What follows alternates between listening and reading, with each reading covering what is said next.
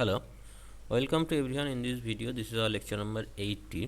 Newton's law of মোশনের MCQ চলছিল, যার 50টা কোশ্চেন হয়েছে। আজকে আরও 10টা কোশ্চেন করা হবে।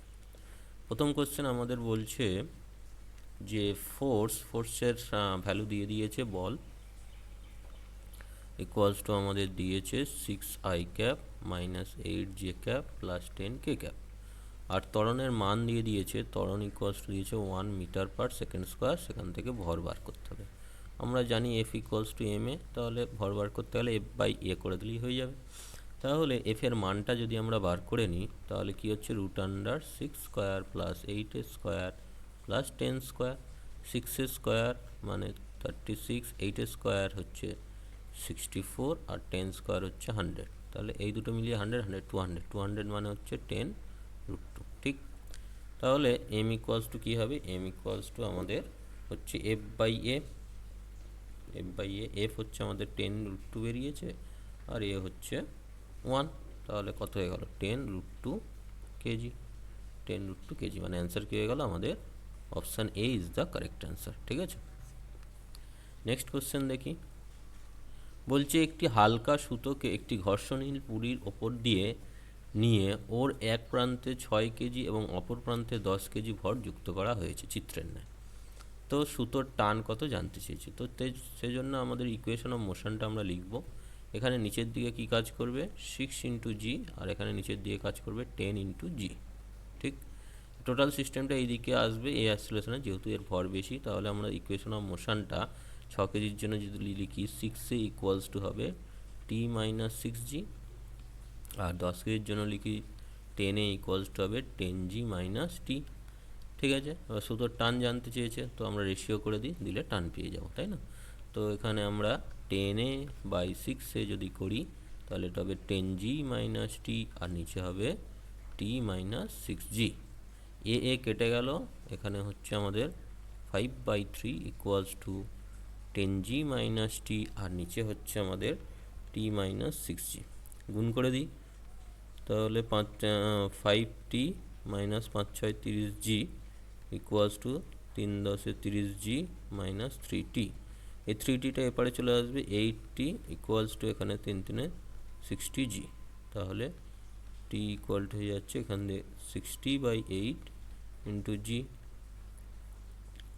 4 15 60, 4 2 8, 5/2g মানে 7.5 ইন্টু জি। জি হচ্ছে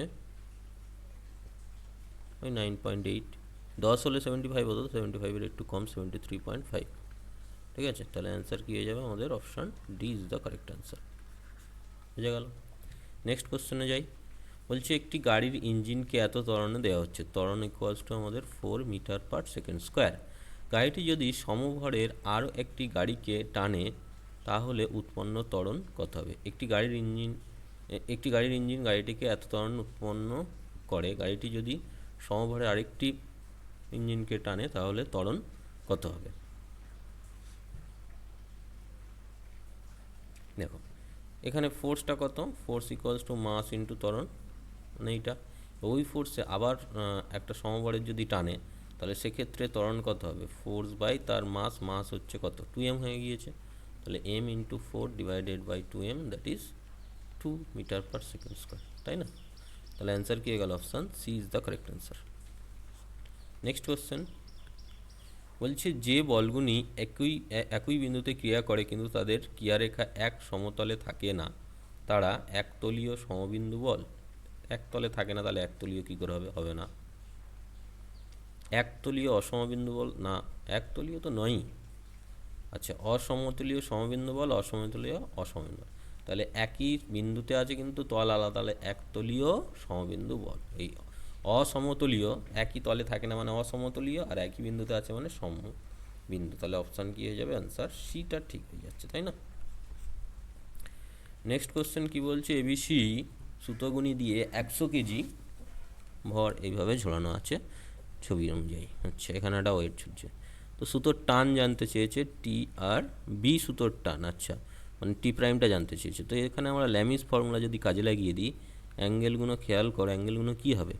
এটা 45, এটা 90। তাহলে এইখান দিয়ে এটা যদি করি এরমভাবে, এটা 45 হবে। ঠিক, তাহলে এই অ্যাঙ্গেলটা পুরো 90 প্লাস 45, এটা 90, আর এটা 360 থেকে বাদ দিয়ে দিলেই হয়ে যাবে, বা 180 থেকে 45 বাদ যাবে, 180 প্লাস 180 থেকে 45 বাদ দিলে 135, তাই তো? তাহলে অ্যাঙ্গেলগুলো পেয়ে গেলাম। তাহলে ল্যামিস ফর্মুলা যদি কাজে লাগিয়ে দিই, ল্যামিস ফর্মুলা বা ল্যামিস থিওরেম কী ছিল না, এদিকের ফোর্সটা কত ছিল, এদিকের ফোর্সটা আমরা দেখতে পাচ্ছি এম ইন্টু জি, মানে 100 ইন্টু জি, তাই তো? জি টার্মসেই রেখেছে, কোনো অসুবিধা নেই। তাহলে টি প্রাইম বাই উল্টো দিকের অ্যাঙ্গেল হচ্ছে সাইন, এই যে টি প্রাইমের উল্টো দিকের অ্যাঙ্গেল কত, sine 90 plus 45, 90 plus 45 equals to T by sine 90, T by sine 90, T এর উল্টো দিকে, আর উল্টো 100 জি বাই এর উল্টো দিকের অ্যাঙ্গেল সাইন 135, তাই তো? 90 প্লাস 45 করে দিই, 135 হচ্ছে 90 প্লাস 45। তাহলে এখান থেকে আমরা খুব সহজে এইটার সাথে এটা ইকুয়াল যদি করি, এই অ্যাঙ্গেল দুটো অটোমেটিক্যালি কেটে যাচ্ছে, আমার মান বার করার দরকারই নেই। তাহলে টি প্রাইম সমান হয়ে যাচ্ছে 100 জি নিউটন। তাহলে অ্যান্সার কী হয়ে গেল, অপশান এ, সিম্পল। আর এই দুটোকে ইকুয়াল করলে আমরা টি পেয়ে যেতাম, টিটা কত, টি হবে 100 জি, সাইন 90 মান 1, আর এখানে হচ্ছে cos 45 ডিগ্রি, cos 45 হচ্ছে 1/√2, তার মানে হচ্ছে 100√2 জি। এটা চাইনি যদিও, ঠিক আছে। নেক্সট কোয়েশ্চেন বলছে 1 কেজি ভরের ভর হচ্ছে কত, 1 কেজি। একটি বস্তুর বেগ দিয়েছে 2 সেকেন্ড সময় এত থেকে এত, তাহলে ইউ হচ্ছে 20 মিটার পার সেকেন্ড, ভি হচ্ছে 30 মিটার পার সেকেন্ড, টি হচ্ছে 2 সেকেন্ড। তাহলে ত্বরণটা পেয়ে যাব। ত্বরণ ইকুয়াল টু কি, ত্বরণ ইকুয়াল টু বেগ পরিবর্তনের হার, মানে 30 মাইনাস 20/2, 10/2, মানে 5 মিটার পার সেকেন্ড স্কোয়ার। তাহলে ত্বরণ জানি, ভর জানি, তাহলে বল পেয়ে যাব। বল ইকুয়াল টু কি, ভর ইন্টু ত্বরণ, ভর 1, ত্বরণ হচ্ছে 5, তাহলে 5 নিউটন। তাহলে অ্যান্সার কী হয়ে যাবে, অ্যান্সার হয়ে যাবে option B is the correct answer. Next কোয়েশ্চেনে যাই। বলছে একটি রকেটে 1 কেজি পার সেকেন্ড হারে জ্বালানি দহন হচ্ছে, তাহলে dm/dt কত, 1 কেজি পার সেকেন্ড। দহনজাত গ্যাস রকেট থেকে এত বেগে নির্গত হচ্ছে, বেগ কত হচ্ছে 60 কিমি পার সেকেন্ড। তাহলে রকেট প্রযুক্ত বল করো। কিলোমিটার থেকে মিটারে যেতে হবে, মানে 60 × 10⁻³ মিটার পার সেকেন্ড। এবারে বল সমান কি, বল সমান ছিল আমাদের dp/dt, তাহলে এটাকে কি লিখতে পারি, ddt অফ mv। এখানে ভিটা কনস্ট্যান্ট, এমটা চেঞ্জ হচ্ছে, তাহলে v dm/dt।